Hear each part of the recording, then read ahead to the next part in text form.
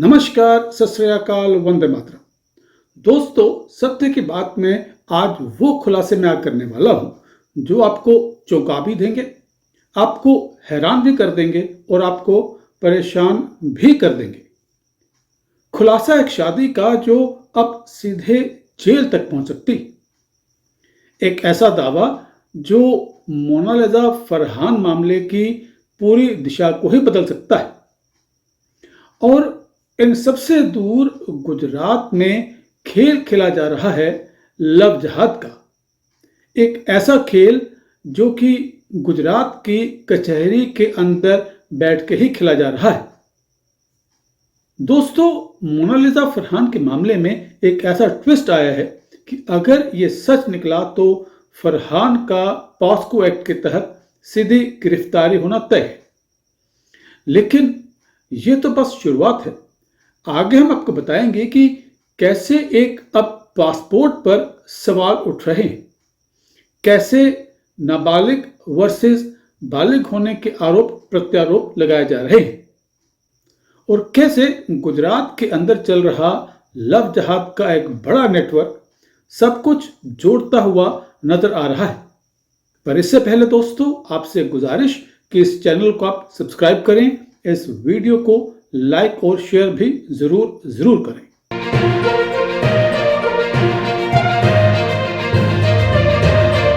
दोस्तों, आज आपको बताने को एक नहीं, दो नहीं, तीन ऐसी खबरें हैं जिनके बारे में अधिक बात की नहीं जा रही, खास तौर पर मेन स्ट्रीम मीडिया पर तो बिल्कुल नहीं। मोनालिसा के परिवार की तरफ से मोनालिसा की शादी को लेकर बड़े ही गंभीर आरोप लगाए जा रहे हैं। मोनालिसा के परिवार की तरफ से ये दावा किया जा रहा है कि मोनालिसा अभी बालिग ही नहीं है। जी हां, आपने ठीक सुना। इस दावे के मुताबिक फरमान ने एक नाबालिग लड़की से शादी कर ली है। परिवार के दावे के मुताबिक मोनालिसा अभी माइनर है, नाबालिग है। और जैसा कि मैंने आपको अपने पिछले वीडियो में कहा था कि अगर कोई नाबालिग लड़की से शादी कर लेता है, उससे शारीरिक संबंध बना लेता है, तो उस पर पॉस्को एक्ट तुरंत लग जाता है। अगर आपने अभी तक मेरा वो वीडियो नहीं देखा है तो आपके लिए मैंने लिंक डिस्क्रिप्शन में दे दिया हुआ है। आपको चाहिए कि वो वीडियो जरूर देखें, वो वीडियो बड़े ही काम का है। अभी मोनालिसा के परिवार की तरफ से किए जा रहे इस दावे की कोई पुष्टि तो नहीं हो पाई है, लेकिन ये दावा ही अपने आप में कई सवाल खड़े करता है और साथ ही साथ ये उन लोगों को भी जवाब देता है जो केरल स्टोरी 2 को फेक, प्रोपेगेंडा, तथ्यों से परे और नफरत बढ़ाने और फैलाने वाली एक फिल्म करार दे रहे थे। इससे पहले कि मोनालिसा के परिवार के दावे और केरल स्टोरी 2 के बीच के कनेक्शन की बात बताऊं, पहले हम ये देखते हैं कि मोनालिसा के परिवार के इस दावे की बुनियाद क्या है। बुनियाद ऐसी है कि आप सुनेंगे तो आप हैरान हो जाएंगे। दावा यह किया जा रहा है कि मोनालिसा अभी नाबालिग है और उसको बालिग साबित करने के लिए जो नया बना पासपोर्ट पेश किया जा रहा है, वो पासपोर्ट ही फेक है। उसमें मोनालिसा की जन्म तिथि जानबूझकर कुछ बढ़ा दी गई है। उस जन्म तिथि को कुछ बढ़ाकर दिखाया गया है ताकि उसे बालिग साबित किया जा सके।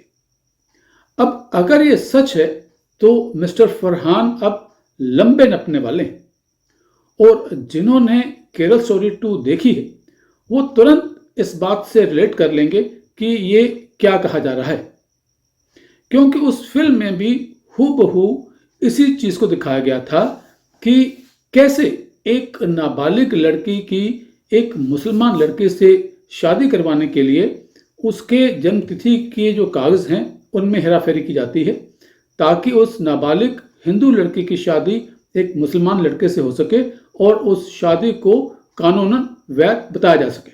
अब आपको समझ में आया कि इस फिल्म के आने के बाद राहुल गांधी से लेकर प्रकाश राज तक इतने बुराए हुए क्यों घूम रहे थे। वैसे लगे हाथ आपको ये भी बता दूं कि केरल स्टोरी 2 को प्रोपेगेंडा बताने वालों में अब नवाजुद्दीन सिद्दीकी भी शामिल हो चुके हैं और इस बैंड वैगन में स्वरा भास्कर की भी लेट ही सही पर एंट्री हो चुकी।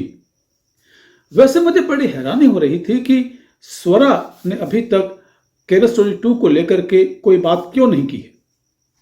वो पूरी कोशिश कर रही थी कि अपने आप को इस बार रोक के रखूं, पर शायद केरल स्टोरी 2 का 40 करोड़ का आंकड़ा पार करना, यानी इस फिल्म का 10 करोड़ का सीधा सीधा प्रॉफिट जो कमाया है इस फिल्म ने, वो स्वरा से बर्दाश्त नहीं हुआ और उसने केरल स्टोरी 2 को लेकर के जो उल्टी करनी थी वो उसने सोशल मीडिया पर कर दी। चलो खैर, स्वरा को छोड़ते हैं क्योंकि स्वरा का तो अपना हाल ही इस वक्त बेहाल हो रखा है, तो उसको उसके हाल पे छोड़ते हैं और हम चलते हैं गुजरात की तरफ, जहां MM सैयद जो अदालत में मैरिज रजिस्ट्रार था, वो अदालत में बैठे बैठे ही लव जिहाद की फैक्ट्री चला रहा था। दरअसल जिहादी मानसिकता लोगों में इतनी कूट कूट कर भरी हुई है कि अगर इस समस्या को और अधिक अनदेखा किया गया, जैसा कि हम आज तक करते आए हैं, तो उसके परिणाम कितने भयानक हो सकते हैं, कितने खतरनाक हो सकते हैं, ये सोचना भी मुश्किल है। तो ये MM सैयद किया क्या करता था? ये MM सैयद बस कुछ भी अधिक नहीं करता था, बस इतना ही करता था कि जैसे ही कोई मुस्लिम युवक हिंदू लड़की को लेकर निकाह के लिए आता था, वो सारे काम काज छोड़कर पहले उनका ही निकाह करवाता था, बाकी सब काम पीछे। खिड़की पर चाहे कितनी ही भीड़ हो, लोग एक दूसरे पर चढ़ रहे हों, पर अगर लड़का मुसलमान और लड़की हिंदू है तो उसे लाइन में आने की जरूरत ही नहीं। सैयद नाम का ये शख्स उन्हें पिछले दरवाजे से अंदर ले जाता और सबसे पहले निकाह करवा देता। सरकारी कुर्सी पर बैठा ये जिहादी लव जिहाद की पूरी फैक्ट्री को बेरोक टोक चला रहा था।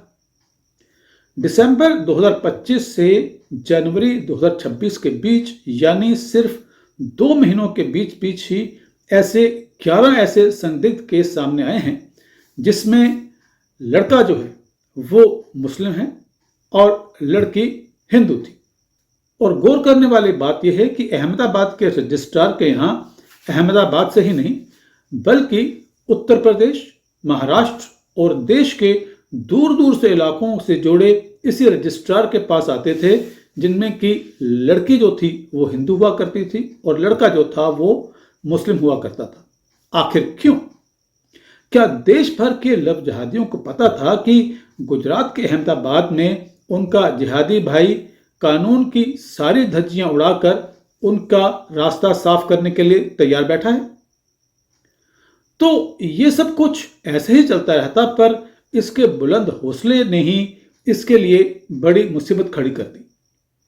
अब हुआ यह कि 4 से 5 जनवरी को ये एक हिंदू लड़की और एक सलमान नाम के जिहादी को लेकर अपने दफ्तर में आया।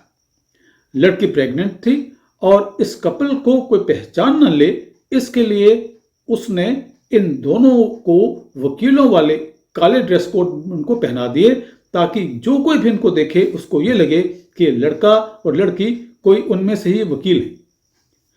पर आपको ये पता ही होगा कि अदालत में ये वकीलों वाला ड्रेस कोड सिर्फ लाइसेंसी वकीलों के लिए ही होता है। यानी अगर आप वकील नहीं हैं तो आपका ये वकीलों वाला ड्रेस कोड गैर कानूनी है, आप इसे नहीं पहन सकते। अगर आपने वकील न होते हुए भी अदालत में ये वकीलों वाला ड्रेस कोड इस्तेमाल कर लिया है तो ये कानून के खिलाफ है और इस पर आपको मुकदमा भी हो सकता है। पर सैयद को इससे क्या लगा? उसको तो लव जिहाद को फैसिलिटेट करना था, तो ये ले आया उन दोनों को वकीलों वाली ड्रेस में। जब बाकी वकीलों को इसके बारे में पता चला तो वहां पर तगड़ा हंगामा हो गया। इसके बारे में ऐसी शिकायतें तो पहले भी आ रही थी, लिहाजा अब इनको पद से हटाने की मांग की जा रही है। दोस्तों, ये मांग पूरी होगी या नहीं ये बेमानी है। सवाल यह है कि ऐसे जहर भरी मानसिकता वाले समुदाय का किया क्या जाए? ये अनपढ़ रहें या पंचर पुत्र बने रहें, कुछ भी करें, पर ये सब के सब चलते उसी जिहादी रास्ते पर हैं। अगर ये पढ़ लिख जाएं, डॉक्टर बन जाएं, तो खुद को बम लगाकर फाड़ देते हैं। इंजीनियर बन जाएं तो पार्लियामेंट पर अटैक कर देते हैं और अगर किसी अफजल गुरु को फांसी की सजा दे दी जाए तो ये चिल्लाते रहते हैं कि तुम कितने अफजल मारोगे, हर घर से अफजल निकलेगा। और ये बात सही है कि इनके घरों से चाहे अब्दुल निकले, चाहे सलमान निकले या करीम खान निकले, काम ये वही अफजल गुरु वाले ही करते हैं। या तो बम से दूसरों को फोड़ डालेंगे या बम लगाकर ये खुद ही फट जाएंगे। जिस रफ्तार से ये अपने घरों से अफजल गुरु को निकालते जा रहे हैं, अफसोस की बात है कि उसी रफ्तार से योगी बाबाओं की फौज हमारे यहां से नहीं निकलती। और लाखों में कोई एक योगी बाबा अगर निकलता भी है तो उसकी टांग खींचने वाले भी और कोई नहीं, हम लोग में ही होते हैं। दोस्तों, आपका इस पूरे एपिसोड्स को लेकर क्या ख्याल है? मोनालिसा के एपिसोड में जो नया ट्विस्ट आया है उसके बारे में, और गुजरात में ये जो सैयद साहब हैं इनके बारे में आपका क्या ख्याल है? आपके जो भी कमेंट्स हैं हमें अपने कमेंट बॉक्स में लिख करके जरूर भेजिए। हमारे इस चैनल को आप सब्सक्राइब जरूर करें और इस वीडियो को लाइक और शेयर भी जरूर करें।